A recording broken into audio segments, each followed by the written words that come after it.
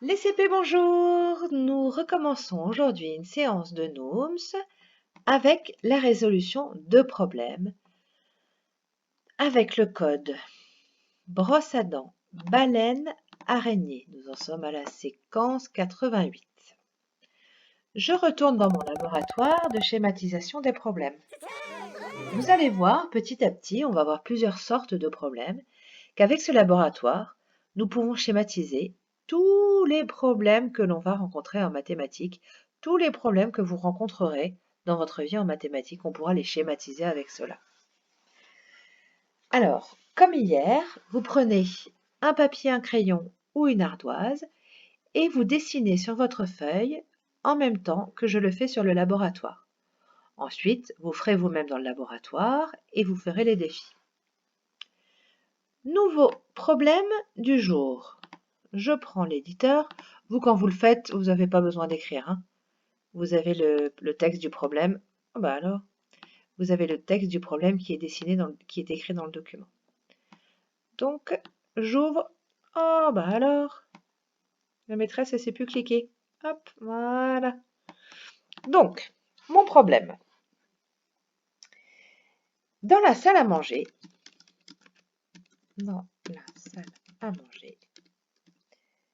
il y a 8 personnes.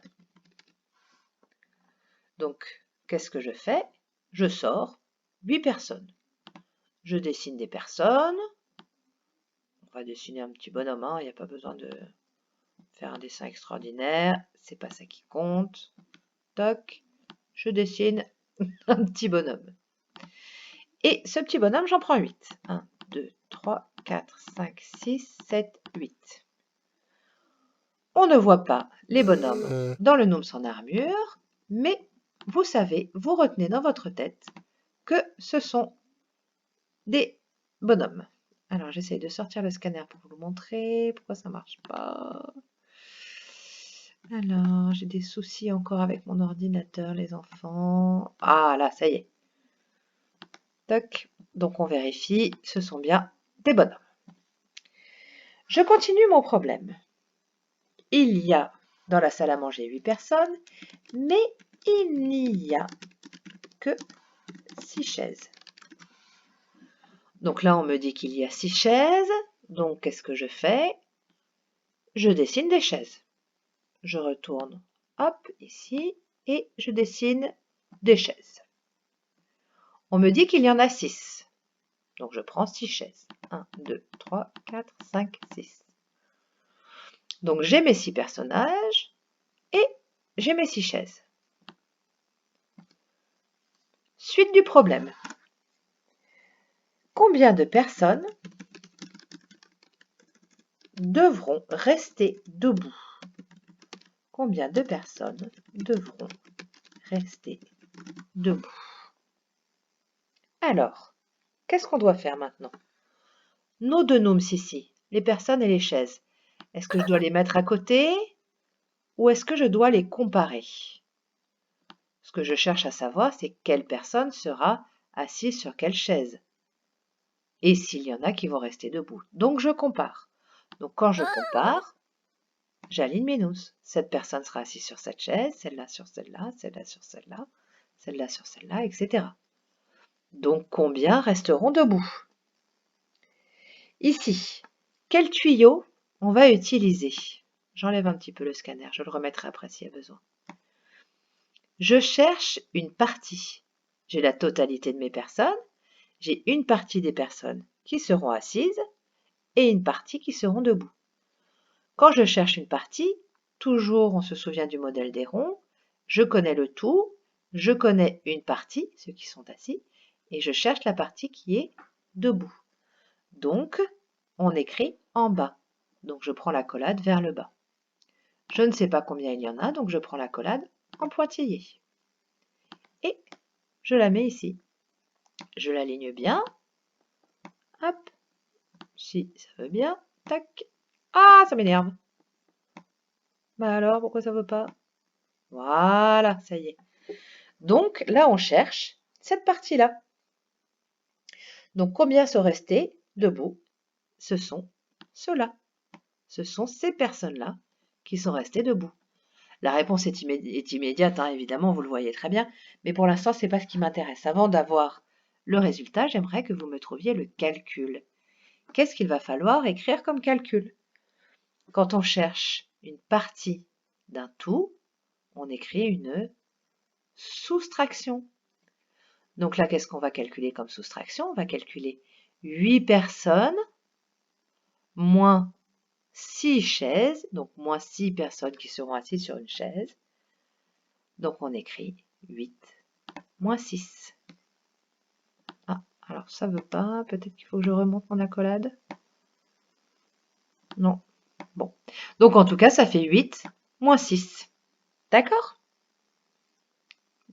Donc 8 moins 6 égale 2. Donc combien de personnes devront rester debout?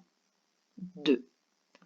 Quand vous avez fini l'accolade, l'opération, vous pouvez passer au problème suivant. Je jette rouge. Problème suivant. Écoutez bien. Lucie a des billes. Pour l'instant, on ne sait pas combien elle en a. On sait juste qu'elle a des billes. Donc quand on ne sait pas combien il y en a, on utilise le nums inconnu. Donc là, je vais dessiner des billes. Je vais prendre un petit peu de rouge pour changer. Et je vais dessiner un B, comme bille. Et je vais sortir mon nums inconnu. Et ça, vous savez que ce sont des billes. On ne le voit pas, c'est caché, mais vous savez que ce sont des billes. Hop, tac, voilà. Ce sont des billes. On voit le B. J'ai oublié de vous écrire l'énoncé du problème. Tac, donc je le mets ici, comme d'habitude. Ah, zut. Voilà. Oh, excusez-moi, ça marche pas. Voilà, ça y est. Lucie a des billes. Suite du problème, elle gagne 3 billes. Donc là, on le sait, elle en gagne 3. Donc quand on le sait, on peut sortir des nums.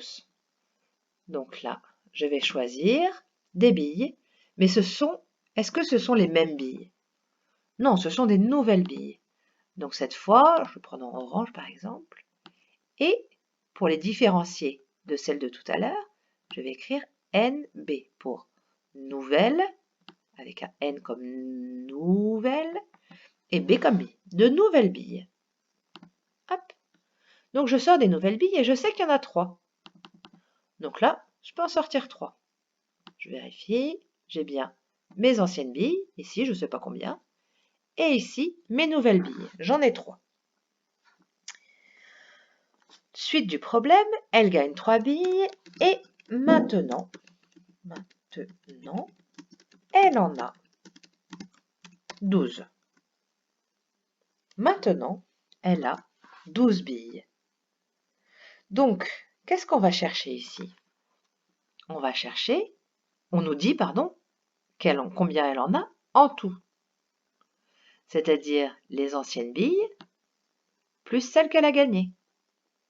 Donc là, on va pouvoir les mettre ensemble. Hop, je vais mettre ici. Hop, on va les mettre ensemble. On va les mettre à côté. Oh, j'y arrive pas, excusez-moi. Voilà. On les met à côté. C'est-à-dire qu'elle a les nouvelles billes avec les anciennes billes. Hop. Donc, la question.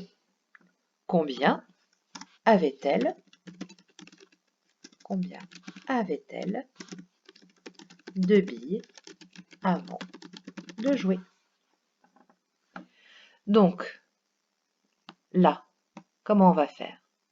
On n'a pas mis encore, on n'a pas schématisé qu'elle en avait 12. Ce qu'on a schématisé, c'est qu'on mettait les deux ensemble. Quand on met les deux ensemble et qu'on cherche le tout, on va mettre cette accolade-là. En revanche, on ne la prend pas en pointillé. On sait combien il y en a. On sait qu'il y en a, hop, excusez-moi, on sait qu'il y en a 12. Donc là, je prends mon accolade et j'en mets 12. Non, je ne veux pas 10. Excusez-moi, je cache ça. J'en veux pas 10, j'en veux 12. Ah, c'est collé, excusez-moi. Ah, je recommence tout. Alors, j'avais combien on a dit? Hop, on a dit qu'on savait pas combien on avait de nouvelles billes. En revanche, on savait qu'on avait... On ne savait pas combien on avait d'anciennes, mais on savait combien on en avait de nouvelles. Voilà, je ne vais pas trop coller. Il faut quand même que ce soit aligné. Excusez-moi les enfants, j'ai du mal à manipuler ça aujourd'hui. Voilà, ça y est, je vais y arriver. Et donc maintenant, je reprends mon accolade. Je ne vais pas la coller non plus. En revanche, je sais que j'en veux 12. Voilà. Et maintenant, je vais pouvoir ici mettre mon OMS 12. Et ici, je vais pouvoir mettre mes billes. Mais là, regardez, est-ce que je vais jusqu'à 12? Eh non, je sais que maintenant j'en ai 12. Donc il faut qu'ici, j'aille jusqu'à 12. Regardez, j'ai mes nouvelles billes et les anciennes. Et en tout, j'en ai 12, comme le schéma des ronds. J'en ai 3 nouvelles, j'en ai des anciennes, et en tout, j'en ai 12. Donc là, ce qu'on cherche, c'est la partie d'un tout. On cherche la valeur du nombre inconnu. On cherche la partie d'un tout. Quand on fait ce type de recherche, on calcule une soustraction. Donc là, on va calculer 12 moins 3. J'en ai 12 en tout. Je sais qu'ici, il y en a 3. Je cherche combien j'en ai ici. 12 moins 3. Pour faire le calcul, on fait 12 moins 2 pour aller à 10. Et encore 1. On sépare le 3 en 2 et 1. Donc, elle avait 9 billes. Elle avait 9 billes avant de jouer. Voilà. J'espère que vous avez compris.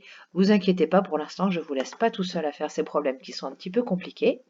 Mais c'est important que vous commenciez à les schématiser, à les dessiner et à savoir les manipuler. Travaillez bien les CP!